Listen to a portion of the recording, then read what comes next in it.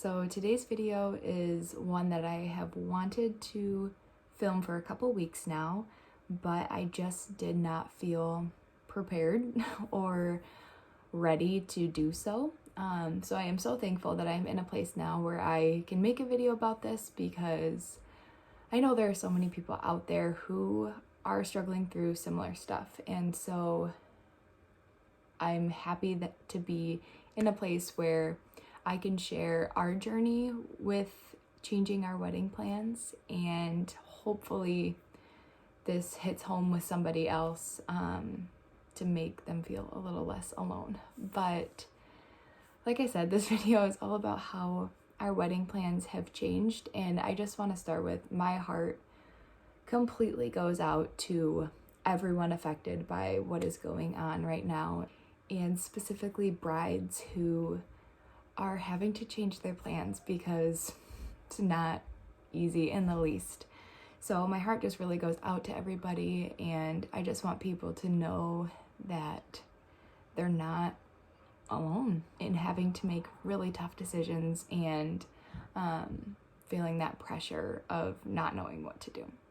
So I just want to talk a little bit about our experience with having to switch our wedding plans, and what our plans are now, and kind of the whole process that got us there.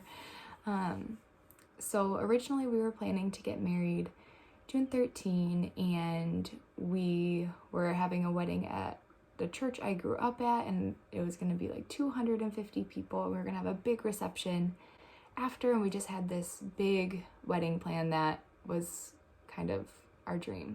We had been planning it for almost a year and a half, and so a lot of work had gone into it, and it just felt so close that nothing could mess it up.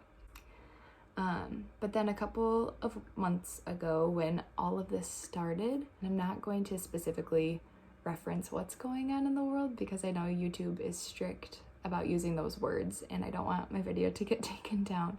So I'm just assuming that we all know what's going on. But a couple months ago, when everything started, we had to kind of start tossing around the idea of, okay, what if things aren't better by June? What if we can't have this wedding that we have been working to plan? And honestly, it still seemed so out there, and like, okay, well, nothing will mess up our wedding. And I think I was a little naive about it all. But we started tossing around ideas, and it kind of began with, okay, what if we need to cut down our numbers at our wedding? And while that didn't feel great, it wasn't the worst thing. We could still have people there who were super important to us, and hopefully other people would understand if we had to uninvite people. And so that's kind of where this whole process started. And as things got extended and weren't progressing in a positive way, we started to have to talk about things that were a lot more difficult. So we started talking about potentially having a backup date in case things weren't better by June. Luckily, our vendors and venues have been just the most amazing through all of this. Our reception venue allowed us to pencil in a backup date for our reception while still keeping our original June 13 date, and our vendors let us book another date just in case we needed it. And that made everything feel a little bit easier, just knowing that we had a backup date and we had a backup plan. But honestly, at this point, I still didn't feel like it was even something that we were going to have to use.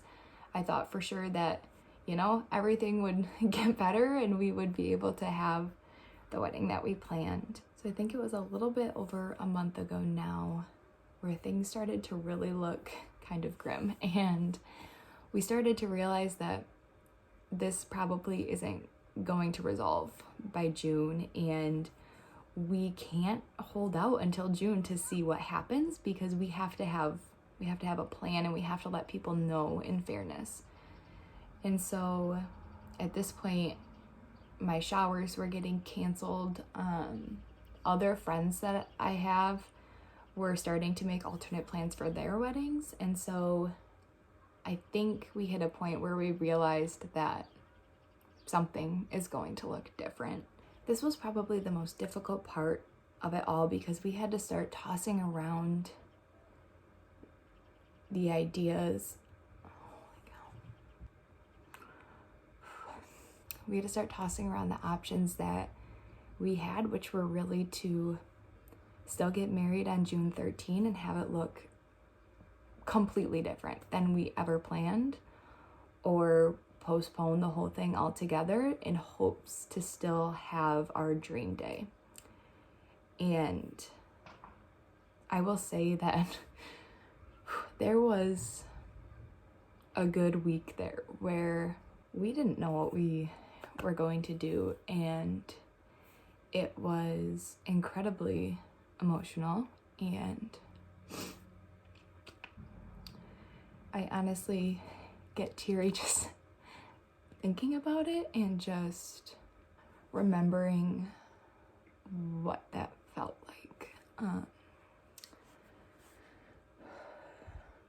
To come to the realization that this day that we had been planning for so long and had been anticipating and dreaming of was going to look completely different. It was and still can be really tough. Obviously, it's still hard to think about.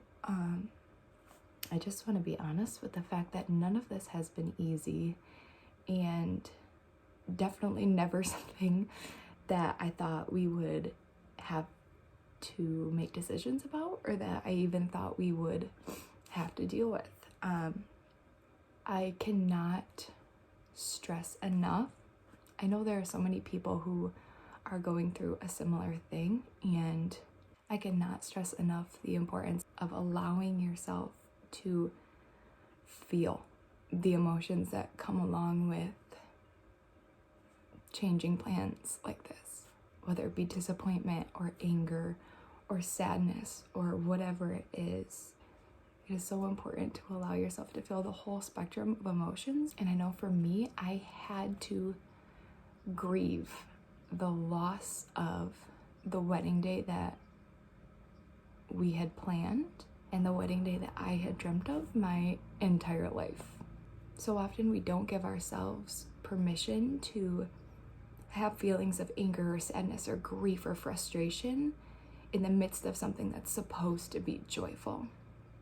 And I found myself almost feeling guilty for feeling mad or frustrated, and telling myself, getting married is such a happy thing. Why are you having such a difficult time losing the superficial parts of that day? It took a lot of convincing myself basically that my feelings were valid and those things that I was looking forward to about that day, like getting ready with my bridesmaids in the morning and having everyone we love there and all of those moments that you look forward to in a wedding. I had to tell myself that those are all important, and while marrying Chad is the most important thing, feeling sad and hurt about not having those small things is entirely valid. So through this process of grieving the day that we thought we were going to have, we really thought about what part of losing that day hurts the most. And Chad and I were both on the same page that obviously what hurts the most is not getting married. Like the thought of postponing our wedding just was honestly unbearable. Because of that, we have come up with new plans and still plan to get married on June 13. So once we decided to keep our date of June 13, honestly, everything got a lot easier because we knew that we were going to be getting married, and so that part didn't hurt anymore. And while we were still so sad with the thought of not having all of our family and friends there, or just that day not looking anything like we planned, it was easier knowing that no matter what, we were still getting married in June.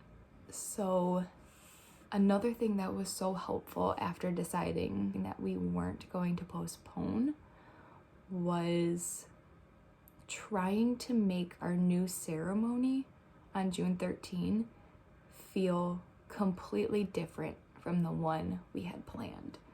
And while that probably sounds super weird, it was so much easier to wrap my head around the idea of this new ceremony if it didn't feel like we were trying to take our big church ceremony and make it smaller. Because I think it would have felt like things were missing and like this wasn't how we planned it and how it was supposed to be. But instead, we have completely changed our idea for that day, and our ceremony will look completely different than we planned, and it makes it feel like something extra that we get to have and something different and exciting. So our new plan is to actually get married in June in my parents' backyard on their patio, and it will be a small family ceremony, and we have just fully embraced the idea of a DIY outdoor wedding, which has been really fun because it's completely opposite of what we had originally planned for our church wedding. And so it has been fun to do the DIY outdoorsy simple wedding too. Something else that will be different about that day is I will not wear my wedding dress. First of all, my wedding dress doesn't really fit a patio wedding, but also we are planning to do a vow renewal ceremony and our full planned reception in September. And so I will save my dress for that day. And this was another thing that was just really helpful for me to be able to work through the idea of everything changing. But I will still get to have that moment that I've dreamed of, walking down the aisle with all of our friends and family there in my dress for the first time, Chad seeing me in my dress for the first time. And that moment is really special to me. Being able to still have that moment just at a later date feels really good. So I feel like we are kind of getting the best of both worlds. In June, we are having this small, intimate, outdoorsy wedding. And in September, we get our big church ceremony and our big reception with all of our loved ones. And we just feel so at peace with these new plans. And I honestly think that without fully feeling the emotions that came along with all of this, we would not be able to be as excited or to feel as peaceful about these new plans. A couple other things that have just been so helpful throughout this whole process is the support of friends and family.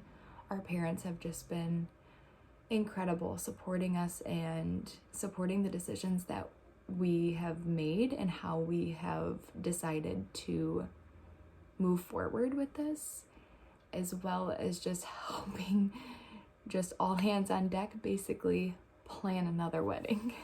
And it has been really fun. But just the support from extended family and other friends as well, asking if there's anything they can do or just offering a helping hand, has just been amazing and made this whole process a lot easier.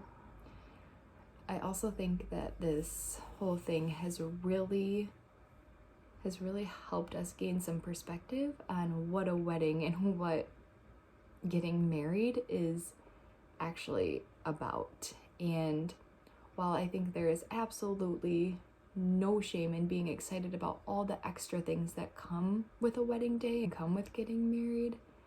It has just been so cool to be able to really focus on what actually matters on a wedding day and what values are important to us for our wedding, and how we can still play those things out in a much more intimate setting.